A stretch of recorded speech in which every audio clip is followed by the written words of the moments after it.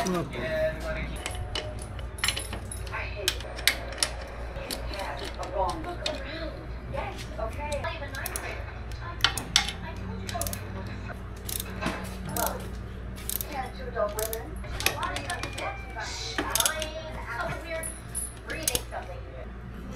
ganun.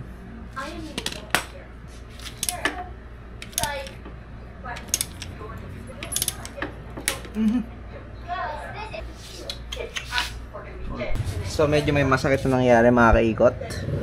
Naputulan tayo ng tornilyo. Aray ko, adinis sa may ano. Pero alisin ko lang tong tambucho.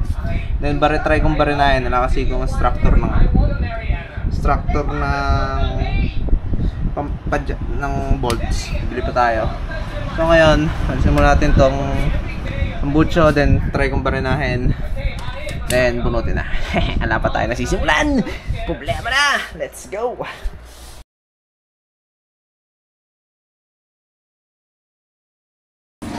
Nalisan natin mga kaikot. Medyo baray na lang ang katapat.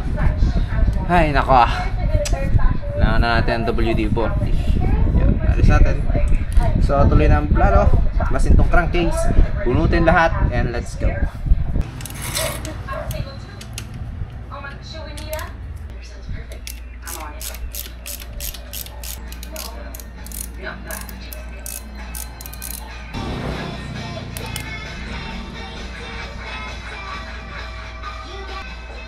Up. Okay, you came here early. I'll help you. Hi, Anna. Do you have no family and $1,000? I have a teenager. Got it. Oh, what about you? It was actually, she's a comedian thing. Just say that. Have a nice one, Miss Duncan. Baita. I'll be back. Ito. Opya. Opya. Opya. So ayun mga kaikot, no, naalis na natin yung ating naputol na bolts at saka yung ating kickstarter. Ayan, naalis na natin siya. Ngayon is naalis ko na rin yung crankcase cover natin. And ito na, pumunta na tayo sa hard part, which is aalisin na natin tong clutch lining at saka clutch disc, clutch plates natin at saka itong mga to. Yan. So binabad ko na pala guys yung ating mga ipapalit. Ito siya. Nakababad na yan. Uy! Babad na ako dito. Ah! Yan, binabad na natin siya mga kaikot. Para ikakabit na lang natin siya mamaya. So ngayon, medyo mabusisi ito. Medyo madiwara ito. Pero dapat kung paano mo inalis, ganun mo rin ibabalik. So, 5 8mm na bolts lang naman to. Tapos yan, pag naalis, bubunutin natin dahan-dahan. So ngayon, medyo mabagal kung gagawin to, hindi mabilis. Kasi first time kong magpapaklas ng clutch line. No? So ano pa hinihintay natin? Let's go!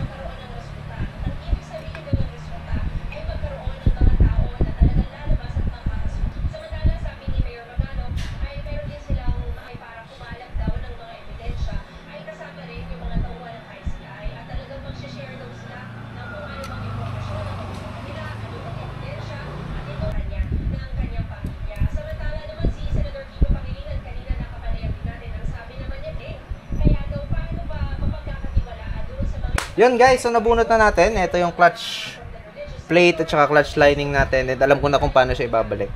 So, chinek ko lang. Ayoko siyang galawin. Tapos, ito yung mga kung ano nung anik-anik natin dito, guys. Yan. Huwag na natin itong galawin itong mga ibang parts na to. Ganyan na lang yan. Stay that way. Ayoko siyang pakialaman. So, yan. Ganyan lang siya. Stay lang siyang ganyan.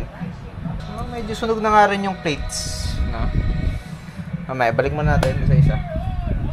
Guys, meron na siyang gatel. Konting gatel dito sa ibabaw. Ngayon, ang gagawin natin is kikikilin yan unti-unti. Hanggang sa mag-flat siya para smooth na ulit siyang ikambyo. So, yun. Anuhin natin siya. Kilin muna natin siya. Tapos, ibalik na natin yung bago nating clutch lining at saka clutch plate. Let's go.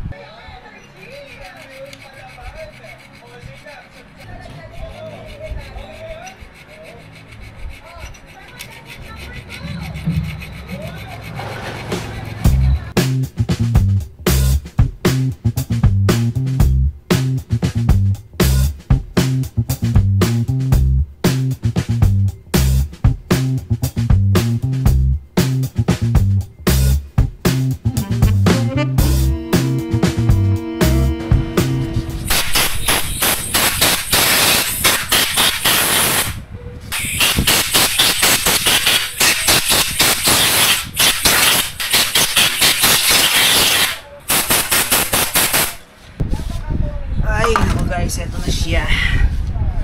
Bago nating clutch spring and clutch lining. Let's go. Yung medyo may curve dito is yun yung nakaharap doon. Itong medyo matalim, nakatalikod. Ito yung nakaharap sa inyo, itong medyo matalim na to. Tapos itong curve is doon nakaharap.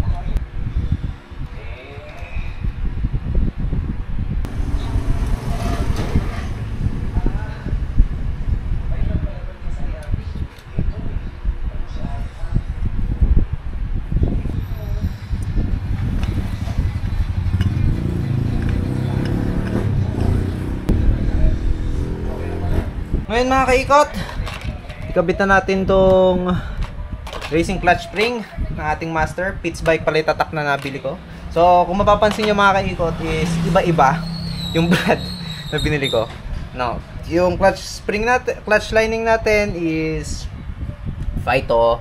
Yung clutch plate natin is SGP. Ito namang clutch spring natin is Pitts bike. Chop suey! So let's go, kabit na natin siya. So, compare sa stock, ayan, konti lang yung pero talagang mas gigil siya, no? Ayan, yan yung difference niya sa stock compare sa konting-konti lang ang difference, hindi magaganit yung tornilyo natin. So, kapitan natin to.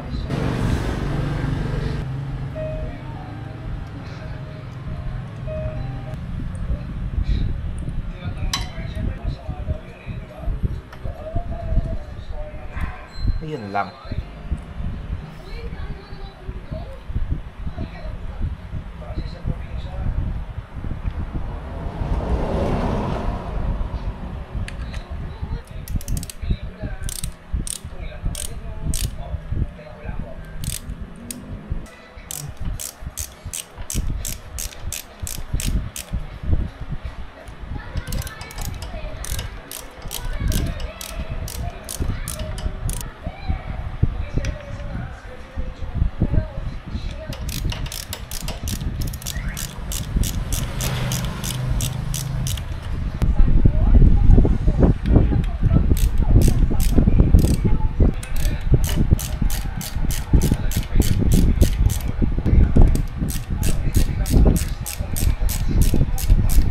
So yung paghihigpit pa nito mga kaikot is crisscross, no? Para pantay-pantay yung higpit, no? Pa-triangle, sa crisscross, basta wag lang pag ganun, no?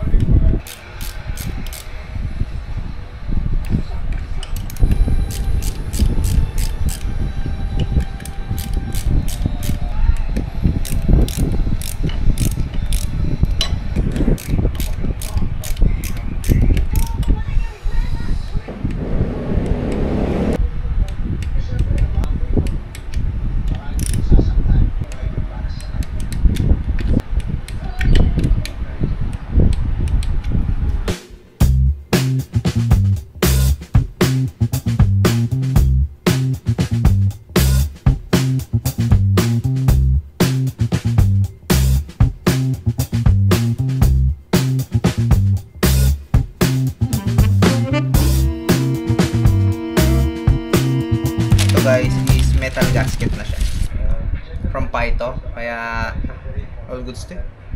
Kaya gusto ko nang palitan. At saka metal gasket siya guys.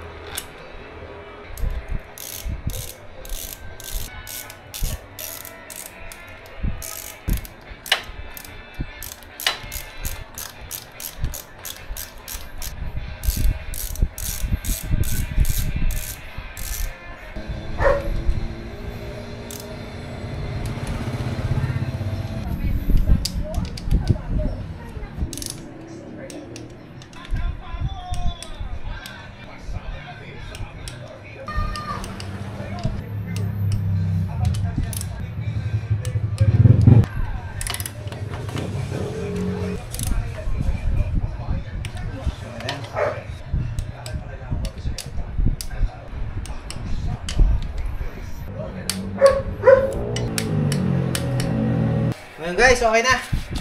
Yan. Okay na siya. Medyo matigas yung clutch natin. Napakatigas. So ngayon, lagyan na natin yung langis. Malimutan pa natin magsalpak ng langis dito guys.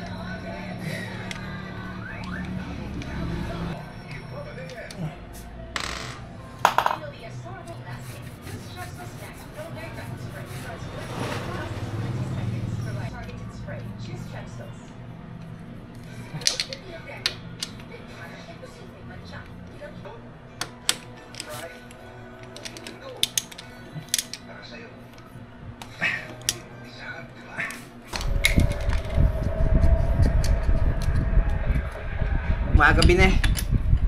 4 na eh. Testingin.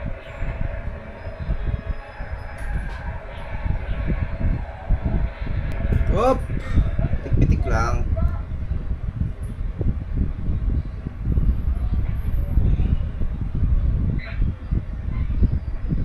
So yun mga kaikot, as you can see, madumi na yung master natin. Yan. Kasi after kung maikabit or mai-install yung bago nating clutch spring, clutch lining, and clutch plate kay master is 1 week na ang handaan. No, at nagamit ko na rin to ipangpasok sa trabaho at pumunta sa Pampanga. And masasabi ko ng mga kaikot is hindi ako satisfied sa performance niya. Para siyang sliding, no? At hindi ko gusto yung kanyang hila.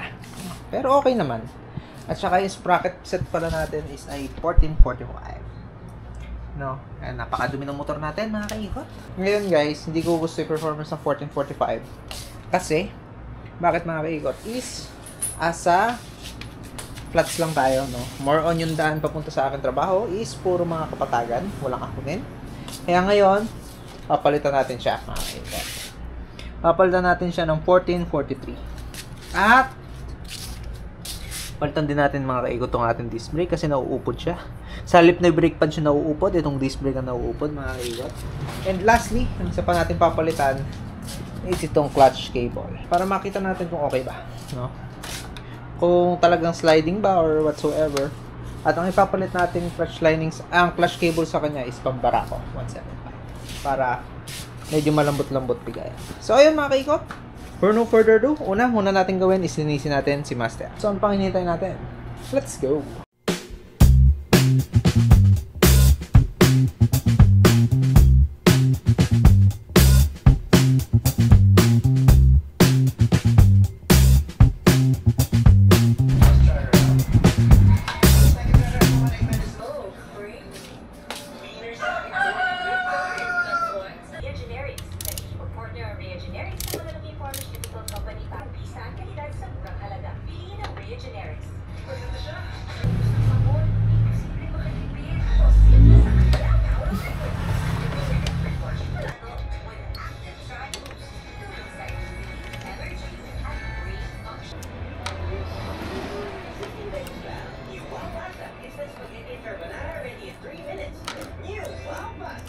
Ready in 3 minutes.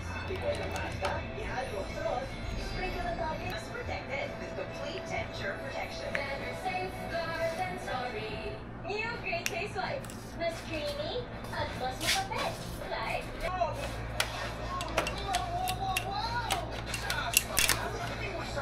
This is the part.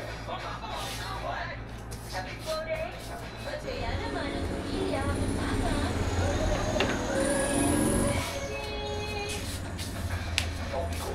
Brilliant prebiotic molecules to help balance your skin biome for stronger, longer.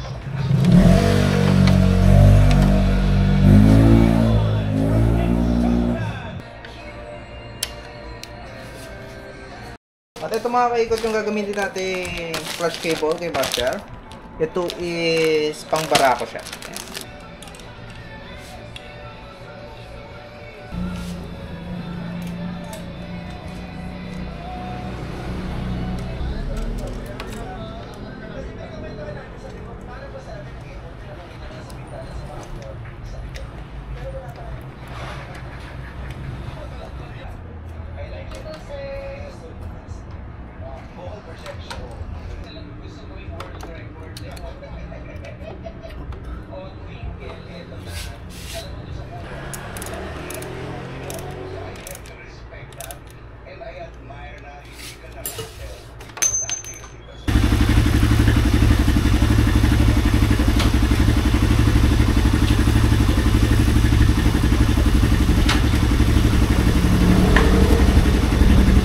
Okay na siya. Okay na siya mga kaikot. Yan. Naistilan na natin ng maayos yung hindi sagabal, yung hindi ano. Pero ang alala ko lang, sabi naman sa mga reviews is hindi naman napuputol tong clutch arm. Pero pansin ko nagbe-bend siya konti. Medyo malambot siya. Pero sana hindi maputol, pero bibili ko ng reserva nito just in case. Yan, so okay na siya. Ngayon, ito naman ang gagawin natin mga kaikot. Itong sprocket at saka yung disc brake. Let's go!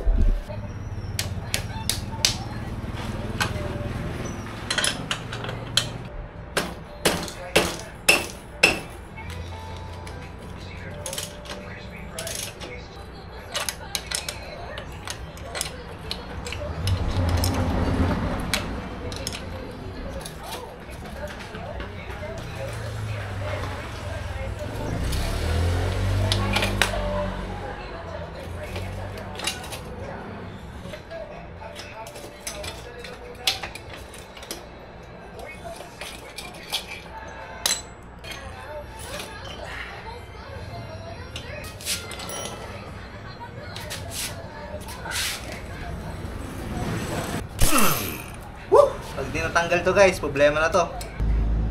Ay, takot guys sa impact pala oh.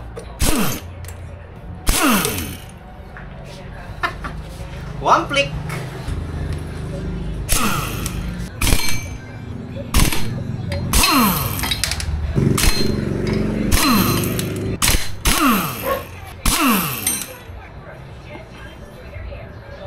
Parang pit stop ko sa Lightning McQueen. Ayan. Ewan ko kung ano magiging epekto nito guys.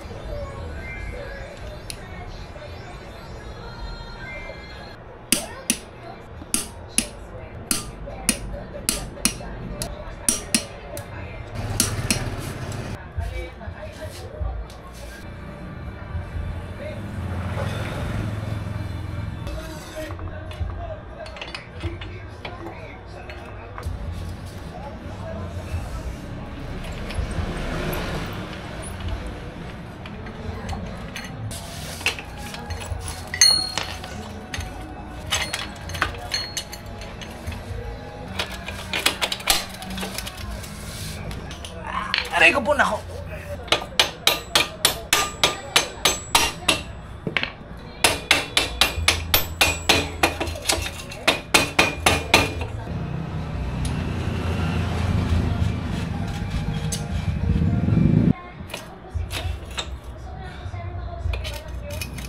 sabi na, magpuputol tayo guys eh. Putol tayo ng kadena. Yon guys, no? So, naikabit ko na yung gulong. Naka 1332 tayo bago yung clutch natin, clutch cable, bago yung disc brake, bago yung disc pad. Ilaw. Yon. So, I think hanggang kita-kita na tayo bukas. Testingin natin bukas to. No? Mamatay-matay na yung ilaw. Wala na akong charge. So, bukas na lang. Let's go!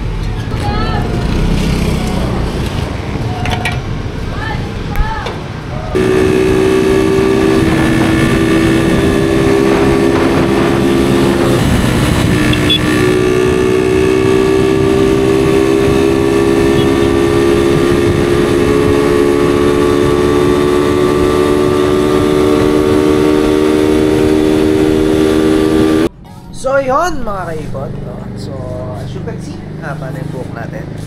Medyo matagal-tagal na. Gagawin ko lang ng outro tong video na to. So nakita nyo naman sa video guys is ayos naman. Okay naman siya makmakbo. Kaya lang yung top end power or yung duluhan ni Master ay medyo hindi ako satisfied. Hindi ako satisfied sa kanya. Ang mga nakakita kong rason is number 1, bumigat yung gulong natin. Kasi naglaki tayo dati ng gulong mga kaikot eh. And number 2, yan, malalaki na yung gulong natin. Then number 2 is ito. Gusto niya magpabalik sa 1443 pero baka hindi ko muna siya palitan. Okay na muna yan.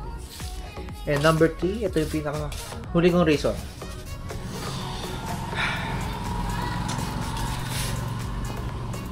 Nangihingi na siya ng refresh. Kasi mga kaikot is po 40k na yung natakbo nitong ni Master. 40,000 kilometers na yung natakbo ni Master. Kaya I think kailangan niya ng i-refresh or kailangan na niya alam niyo na yun. Pero baka hindi muna. Kailangan ko muna reserve ang motor bago natin itong talagaan at saka maghanap ako ng medyo solid-solid na pa-refreshan. So, pero as of now, okay naman. Okay naman yung mga takbuhan nito. Hindi naman ako nagmamatulin lagi. Sakto-saktuhan lang natin. 90-90 lang takbo natin. 80-100. So, I think as long as matipid siya, wala silang problema sa akin. Matipid naman itong mga kaikot. 100 nito is nakakarating na ng Pampanga. So, yun. So, I think hanggang dito na lang muna itong vlog na to. Hanggang sa susunod na vlog mga kaikot. Orange Man Route. Bye! Bye-bye!